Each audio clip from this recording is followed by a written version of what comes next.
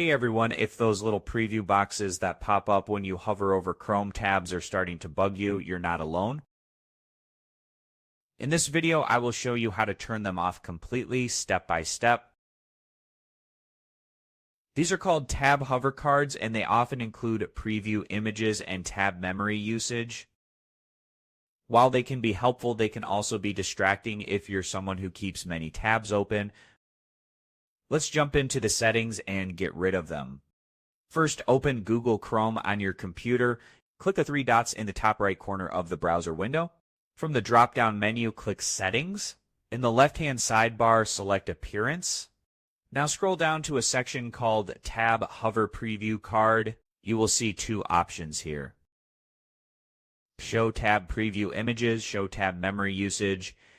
To disable the tab previews, simply toggle both of them off. No restart needed. Chrome will apply the changes instantly. Now when you hover over tabs, there will be no more pop-ups, preview images, or memory states cluttering your screen. Want them back later? No problem. Just head back to Settings, Appearance, Tab Hover Preview Card, and turn the switches back on. Super quick, super clean.